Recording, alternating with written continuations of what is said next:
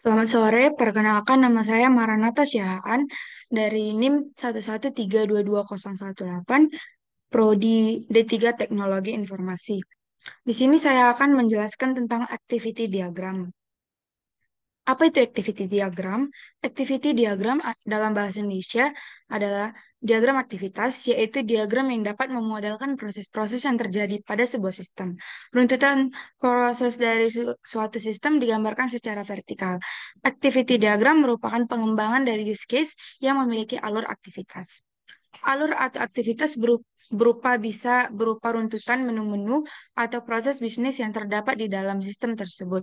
Dalam buku Rekayasa Perangkat Lunak karangan Rosa AS mengatakan, diagram aktivitas tidak menjelaskan kelakuan aktor. Dapat diartikan bahwa dalam pembuatan activity diagram hanya dapat dipakai untuk menggambarkan alur kerja atau aktivitas sistem saja. Kapan saatnya menggunakan activity diagram? Activity diagram mesti digunakan sejajar horizontal dengan teknik pemodelan lainnya seperti diagram use case dan diagram state. Kita bisa menggunakan activity diagram agar dapat memodelkan alur kerja sistem dengan baik. Activity diagram berfungsi juga untuk menganalisis diagram use case dengan cara mendeskripsikan aktor, tindakan yang perlu dilakukan, dan kapan harus terjadi. Diagram ini menggambarkan sebuah algoritma dan pemodelan sekuensial yang kompleks dengan proses paralel. Selanjutnya, tujuan activity diagram. Tujuannya satu, menjelaskan urutan aktivitas dalam suatu proses. Dua, di dalam dunia bisnis biasanya digunakan untuk modeling atau memperlihatkan urutan proses bisnis. Tiga, mudah untuk memahami proses yang ada di dalam sistem secara keseluruhan. Yang keempat, merupakan metode perancangan yang terstruktur. Yang kelima, mengetahui aktivitas aktor atau pengguna berdasarkan use case atau diagram yang dibuat sebelumnya. Komponen activity diagram yaitu ada status awal, aktivitas, percabangan atau decision, penggabungan atau join, status akhir, dan swim lane. Sekarang kita akan membahas refleksi. Refleksi studi kasus yang keempat, pemesanan tiket. Yang pertama, pelanggan membatalkan pesanan tiket seharusnya pada swim lane pelanggan. Di sini kelompok Canon, kelompok 13 salah membuat activity, seharusnya pelanggan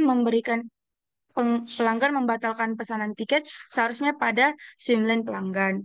Yang kedua, perwakilan tiket memesan kursi dan perwakilan tiket menerima kartu kredit dan alamat penagihan seharusnya pada swimlane agen tiket. Di sini juga perwakilan tiket meminta kartu kredit dan alamat penagihan seharusnya diletakkan pada swim lane agen tiket. Yang ketiga, agen tiket membebankan biaya kartu kredit dan agen tiket mengirimkan tiket seharusnya berada pada swim lane pelanggan. Agen tiket membebankan biaya dan kartu kredit dan agen tiket mengirimkan tiket seharusnya diletakkan pada swim lane agen tiket. Yang keempat, apakah kantor tiket dan apakah kantor tiket dan perwakilan kursi itu dua orang? Seharusnya jika memang pihaknya itu pihak yang sama, maka cukup untuk menghubungi satu kali dan sudah dapat di-end-kan. Dan jika kegiatan aktivitinya itu berulang, maka kita bisa memakai asterik bintang. Lalu di sini ada digunakan decision.